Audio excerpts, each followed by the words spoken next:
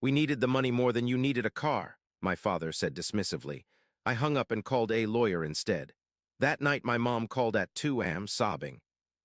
I never thought I'd be the reason my parents lost their home. But then again, I never thought they'd steal and sell my car to fund their third vacation of the year either. Funny how life works out sometimes. I'm 28 now, financially stable and finally free of the guilt they've piled on me my entire life. It took me too long to realize that to them, I wasn't a son. I was just their permanent backup plan. Money troubles followed my parents like a shadow, though you'd never know it from looking at them. Mom wore designer clothes, Dad drove luxury cars, and our house was filled with expensive furniture they couldn't afford. Credit card statements arrived in red envelopes that Dad would hide in his office drawer. I found them once when I was 12, the numbers so large they didn't seem real. When I started working summer jobs at 16, saving every dollar became my religion. I'd watch my bank account grow while my parents laughed at my frugality. "Why live like you're poor when you can enjoy life?" Mom would say, showing off her new Coach purse. Meanwhile, I'd be calculating how many weeks of lawn mowing it would take to replace the emergency $200 they'd borrowed from my savings account. That was the first hit, small enough that I could rationalize it away, big enough that I should have seen what was coming. The college fund disappeared next. After years of being told they were saving for my education, I discovered the account had been drained months earlier. The money had funded their anniversary trip to Hawaii. When confronted, Dad shrugged it off. "College is overrated," he said. "Besides, student loans are normal. Everyone takes them." I worked 2 jobs through college while carrying a full course load. Slept 4 hours a night and ate ramen more often than not. Meanwhile, their Facebook page filled with photos from weekend getaways and expensive restaurants. My junior year, a collection agency called about a credit card I'd never opened. The card had maxed out at $15,000. The signature on the application looked like mine, but the handwriting was unmistakably Mom's. When I called her in a panic, she cried and said they'd been desperate. Dad got on the phone and reminded me that they'd given me life and sacrificed everything for me. I was too young, too programmed to obey, to fight back properly. I set up a payment plan that ate most of my income for the next 3 years. After graduation, I found a decent job and moved to an apartment 40 minutes away. Not far enough, as it turned out, but the distance helped me start setting boundaries. I said no to small loans and ignored the guilt trips that followed. Started therapy to understand why saying no to my parents felt like committing a crime. For 3 years, I saved. Took overtime whenever possible, did freelance work on weekends, and tracked every dollar. My goal, a reliable car that was truly mine.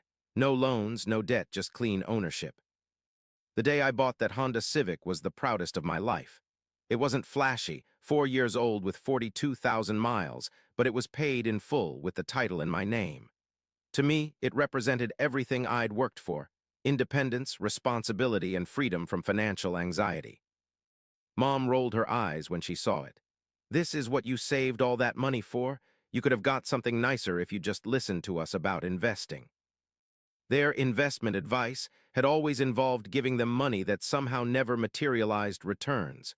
I'd stopped falling for it, and the disappointment in their eyes when they couldn't access my savings was almost worth the years of struggle. Almost. I was away on a business trip when it happened. 3 days in Chicago, networking with clients and feeling like a real professional for the first time. I'd left my car in my assigned apartment parking spot, keys hanging on the hook inside my door. When I returned, exhausted from delayed flights and ready to crash, the parking spot was empty. My stomach dropped as I circled the lot twice, thinking I'd forgotten where I'd parked. Then panic set in. Had it been stolen? Towed? I called the property manager, then the towing companies, then finally the police. The officer who responded seemed unimpressed. No broken glass, no reports of suspicious activity, no evidence of theft. He took my statement with obvious skepticism. "You sure no family members might have borrowed it?" he asked. The question hit me like a bucket of ice water. I ran up to my apartment and checked the key hook. Empty. With shaking hands, I called my parents. The conversation that followed is seared into my memory, every word a fresh cut. "Hey, do you guys know anything about my car? It's not in the parking lot." Mom's voice turned sugary sweet, the tone she always used when she knew she'd crossed a line. "Oh, honey, we were going to talk to you about that." My blood went cold as Dad got on the phone, his voice carrying that familiar dismissive edge. We needed the money more than you needed a car. You can just take the bus like you did in college. Mom jumped back in, talking fast. It's for our anniversary trip to Cancun. 25 years deserves something special, and you're always so good at saving you'll have another car in no time. I could barely form words. You sold my car? How? The title was in my name. Dad cleared his throat. Your mother works at the DMV, remember? She knows people. Her friend Eddie looked the other way on some paperwork, and that dealer on Highway 18 doesn't exactly run the tightest ship. Cash talks. My mouth went dry. Mom had worked at the DMV for 15 years, had access to my personal information, signature cards, everything needed to create convincing forgeries. I remembered Eddie from their dinner parties, the guy with the gold watch who always bragged about knowing how things really work. You used Mom's government position to commit fraud. That's a felony. She could lose her job. The silence told me everything. Mom started crying, Dad started yelling about ungrateful children, and I hung up. My hands were shaking so hard I could barely hold the phone. Something inside me just broke, or maybe it finally fixed itself. For the first time in my life, I realized I could stop this cycle, and I was going to. I spent the night researching vehicle theft laws and calling in sick to work the next day. By noon, I was sitting across from Olivia, a lawyer friend who'd handled my roommate's landlord dispute the year before. Her eyes widened as I told her everything, not just about the car, but the years of financial abuse, the credit card fraud, the stolen savings, the endless guilt trips and manipulation. Jack, she said, using my name like a lifeline to pull me back from the edge of my anger, what they did isn't just wrong, it's criminal, and you have options. Those 3 words, you have options, hit me like a revelation. I'd spent my entire life believing I had no choice but to endure whatever my parents did. Together, we gathered documentation. The car title transfer had my forged signature, easy to prove with past documents. The bill of sale showed they'd sold my $16,000 car for $14,500, lowballing themselves in their hurry to get cash. I filed a police report for vehicle theft and forgery, started civil proceedings to recover the full value plus damages. Each step felt like removing a weight I'd been carrying since childhood. My parents' reaction was predictable. First came disbelief. You wouldn't sue your own parents, then emotional manipulation. After everything we've done for you, this is how you repay us, then minimization. It was just a car, not like we took something important. The worst part? A tiny voice inside still made me question whether I was overreacting. That voice sounded suspiciously like my mother's.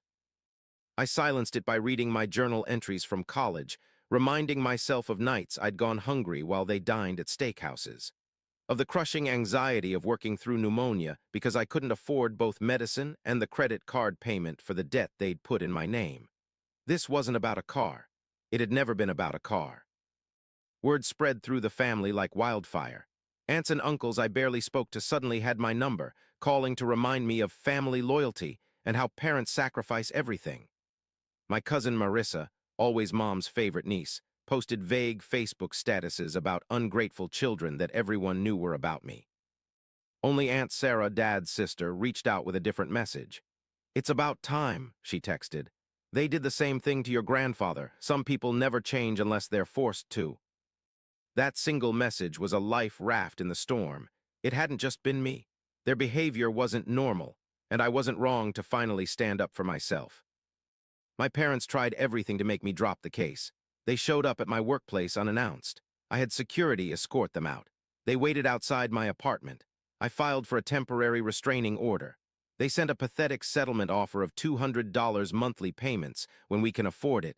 My lawyer responded with a formal rejection. The worst was the night Mom called at 2 a.m., sobbing that they'd have to sell the house if I went through with this. That they'd be homeless and it would be all my fault. I almost broke. Almost. Then I remembered finding my apartment door unlocked last week. Things slightly moved inside. The feeling of violation knowing they'd used the emergency key I didn't realize they still had. You should have thought about consequences before stealing from me, I said and hung up. Court day arrived 6 months after the theft. I'd taken the morning off work, dressed in my best suit, and arrived early. My parents showed up late, looking like they'd aged years in months. I expected to feel something seeing them there, satisfaction, anger, even pity. Instead, I felt nothing, like looking at strangers who happened to share my DNA. Their lawyer had dropped them after discovering the extent of the forgery, leaving them to represent themselves. Dad tried to play the concerned father, telling the judge how they'd always supported me and were just trying to teach responsibility. Mom cried on cue, talking about how much they loved me and how hurt they were by my vindictiveness. The tears dried up quickly when the evidence was presented. The forged documents, the fraudulent credit card from college I'd also documented. The pattern of financial abuse laid bare in black and white. The judge wasn't impressed. "Mr. and Mrs. Reynolds," he said, his voice cutting through their excuses, "what you've done constitutes theft and fraud. The fact that the victim is your son makes this worse, not better. You violated a position of trust most people hold sacred." The judgment came down hard. Full replacement value of the vehicle, $16,000. Legal fees, $4,800. And additional damages for the forgery, $5,000. When they protested they couldn't pay, the judge ordered wage garnishment. I walked out of that courtroom feeling lighter than I had in years. The consequences for my parents came swiftly after the judgment. The garnishment took 25% of their income, which turned out to be far less than they'd always implied. The facade of wealth they'd maintained through credit and manipulation began to crumble. 3 months after the judgment, they missed their first mortgage payment. Then the second, foreclosure notices followed. I heard about it through Aunt Sarah, not them. They'd stopped speaking to me directly, instead telling anyone who would listen that I was a heartless son who'd ruined them over a simple misunderstanding. But the family narrative was shifting. When Dad's cousin saw the court documents during a visit, he started asking questions about money he'd loaned them years ago. Mom's sister discovered her identity had been used for a store credit card. The pattern was bigger than me, and finally others were seeing it. Meanwhile, I bought a new car, a slightly newer Honda, nothing flashy but fully mine. Started therapy to deal with the lingering guilt and anxiety. Opened a separate savings account specifically for a house down payment. Lived simply but comfortably, enjoying the freedom of financial independence without the constant drain of supporting my parents' lifestyle. 6 months after the judgment, they reached out through Aunt Sarah. They wanted to reconcile, she said, talk about moving forward as a family. I agreed to meet in a public place, a coffee shop downtown. They looked different, wearing clothes I didn't recognize, driving a car that wasn't leased beyond their means. The foreclosure had gone through, and they'd moved to a small apartment in a rundown complex across town. Mom tried to hug me. I stepped back. Dad launched into a speech about forgiveness and family bonds.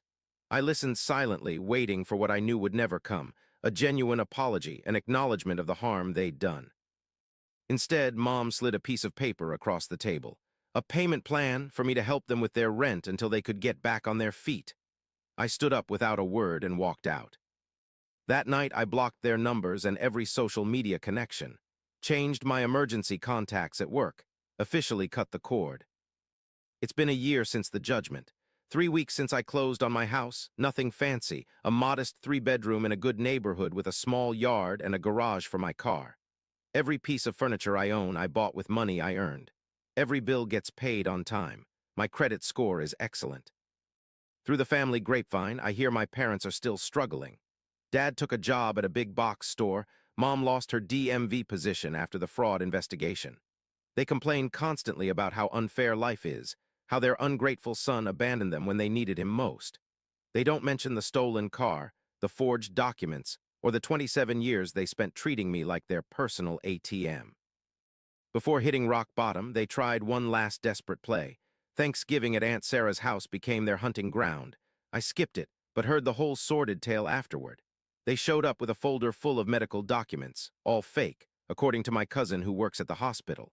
Dad claimed he needed an expensive surgery insurance wouldn't cover. Mom sobbed about possibly losing him if they couldn't raise $18,000. Uncle Rob, always the soft touch, was reaching for his checkbook when Aunt Sarah interrupted. "Wait," she said. "Let me see those papers." The hospital letterhead was outdated, the doctor's name misspelled. When confronted, Mom stormed out, Dad following behind, shouting that the family had turned against them, just like their ungrateful son. That was their last invitation to a family gathering. The final bridge burned. The last safety net snapped. Last week, Aunt Sarah came to my housewarming party. She brought a small plant and a card that said, "Roots of your own, finally." She told me my parents had been asking family members for loans again. No one was giving them money anymore. "They'll never change," she said quietly as we stood in my new kitchen. "But you did, and that's what saved you." I feel nothing when I think of them now, not anger, not guilt, just nothing. They're strangers who share my genetic code, people I used to know. Sometimes I pass the bus stop where my mother now waits for her ride to work. I don't stop. Don't roll down the window. Don't offer her a ride in the car I bought to replace the one they stole. Just drive past, toward the home I built for myself, the life I protected by finally saying no. People ask if I regret it, cutting off my parents, pursuing legal action, refusing to help them now. The answer is always the same. My only regret is not doing it sooner. Sometimes the kindest thing you can do for someone is to stop protecting them from the consequences of their own actions. Sometimes the most essential act of self-care is recognizing that family is a privilege, not a right, and that privilege can be lost. I sleep soundly in my new house. No anxiety about midnight phone calls demanding money. No guilt about saying no. No fear that what I've built will be taken from me. I'd be lying if I said I never questioned myself. Last winter, during a snowstorm, I drove past that rundown apartment complex and saw my mother waiting at the bus stop, shivering without a proper coat. My hand hovered over the window control for a split second. Something primal and deeply programmed almost made me stop. I kept driving. That night, I sat in my warm living room and really asked myself, was I the monster they claimed I was? Had I become cruel in my pursuit of freedom? The questions haunted me enough that I called my therapist for an emergency session. She helped me see the truth. Compassion without boundaries isn't compassion. It's self-destruction. They hadn't changed. The same people who sold my car would take my house if given half a chance. The same people who forged my signature would empty my accounts. The same people who called me heartless would use my heart against me until there was nothing left. Sometimes healing means walking away and not looking back. Sometimes love means refusing to enable destruction. Sometimes family is what you build, not what you're born into. For the first time in my life, I am free. And it's worth every difficult step, every painful realization, every second-guessed decision it took to get here.